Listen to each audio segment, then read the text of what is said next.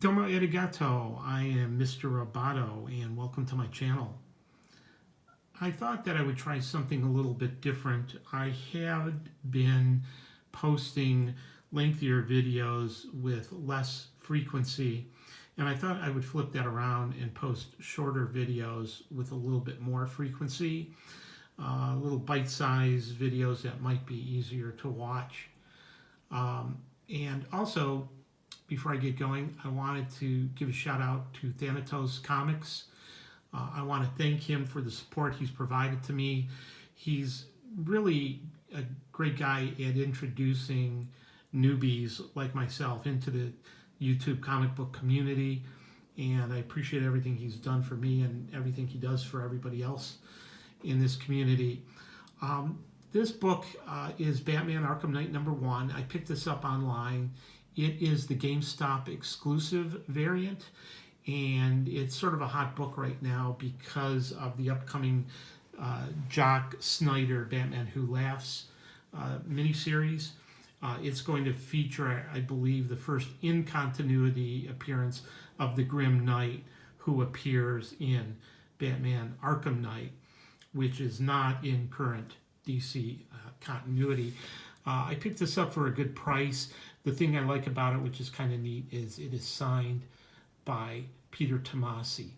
It's not a great copy. There's a little bit of a tear up here at the top, and there are some spine ticks, but I don't really care. I'm just happy to have this copy. There is one other version that is even more desirable than this, and that's the gold Batman logo. I guess it is a lower print run on those. So if you can get your hands on that for cheap, I would say go ahead and do it. Looking forward to that new Batman Who Laughs. I think Snyder called it a dark horror series, and I think it's sort of what if Batman was poisoned by the Joker toxin and he killed. And I think that's where the Grim Knight comes into all of this.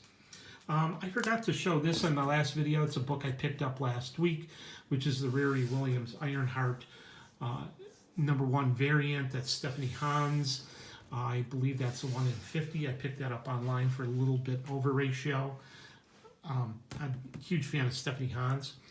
I also had picked this book up on eBay a while ago. It was originally listed as a low-grade comic. I took a chance on it because the pictures look pretty good. There are no tears, there are no rips. I thought I got it for a steal. Very few spine ticks. I don't see much color breaking. And it was just kind of in rough, beat-up shape. And I sent it in to the guy who does cleaning and pressing for me. His name is Gary Kendra. He's with Impressive Comics. And if you don't have a comic book presser, I'd look him up. He's really good. He's really fast. He had a special Christmas sale. He was pressing and cleaning books for $10. He normally charges $12.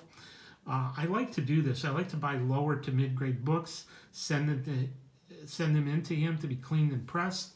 It increases, I think, not only the value of the book, but obviously the appearance of the book.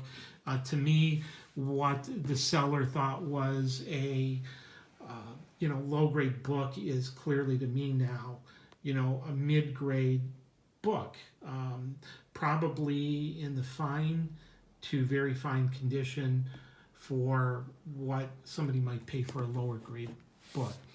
I also picked this book up for A Song and a Dance on Instagram, actually, from a comic book store in Toledo. This book was in great shape. Again, a little rough. It was a little beat up, creased, and I sent it in to be cleaned and pressed. The problem with this book is, of course, the white background, and it is susceptible to yellowing, and there is yellowing, and that won't come out. But I'm really happy with this copy because it is otherwise a very nice, clean version that once I got pressed really made it pop. I also picked this one up while I'm at it. This one I just got in the mail the other day. It was not cleaned and pressed. There is some creasing here that you can't see. I don't think I'm going to have this one cleaned and pressed. Yeah, there's a crease like right here. but it's a very good mid-grade copy, and I'm happy to have that. I also picked up from Hip Comics auction Green Arrow, Green Lantern number 79. I've really been into collecting Neal Adams lately, especially Neal Adams covers, and of course he also drew the inside of this book. This is a really nice copy. There are some color-breaking spine ticks here, but for what I paid for a mid-grade comic, I'm really happy to fill out my run. I've got a few more issues to collect, and this is one of them. This is as close as I'm getting to Green Lantern, Green Arrow number 76 right now.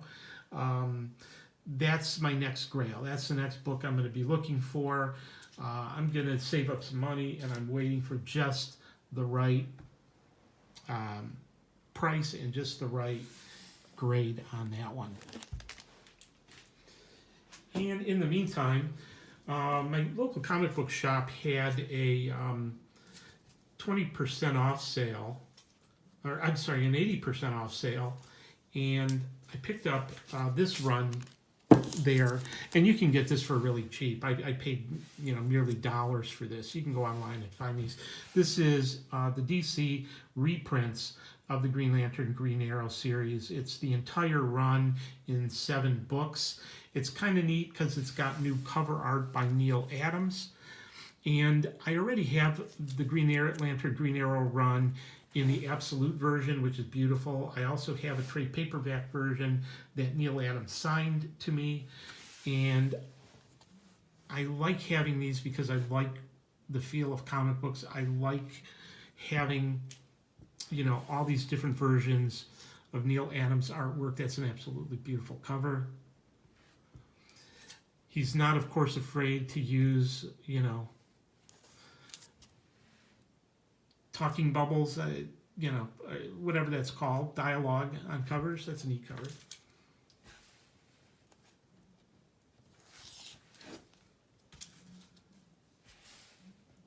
I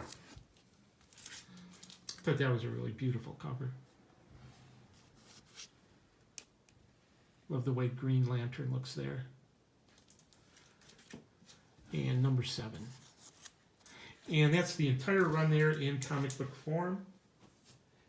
Also, DC came out with the Neal Adams Complete Deadman run. Again, they have this in absolute version. I don't own that. I do have the trade paperbacks, but I saw these. They're cheap enough. And it's fun to have in comic book version. There's number 1. Just beautiful art. Number 2. Number 3. This is a great cover. Number 4. And like I said, I just love the way he's not afraid to use dialogue on the cover. It's a real throwback. Number 5. Number 6, again, a really great cover. And number 7.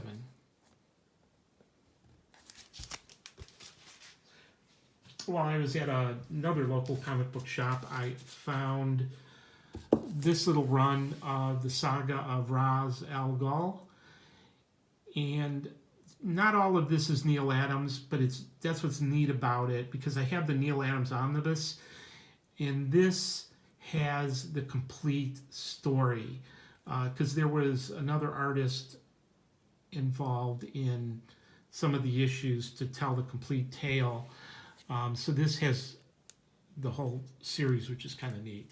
I'm sure it's in trade paperback form, but again, here's Irv Novak, Dick Giordano. So there are other artists.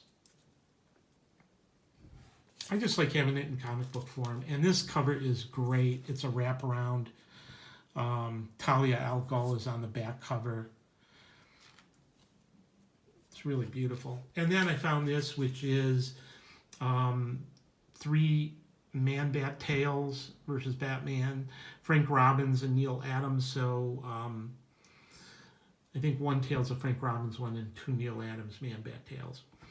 That's it for this video. I hope I gave you some good ideas collecting wise, and I really appreciate you watching my channel and subscribing and commenting below.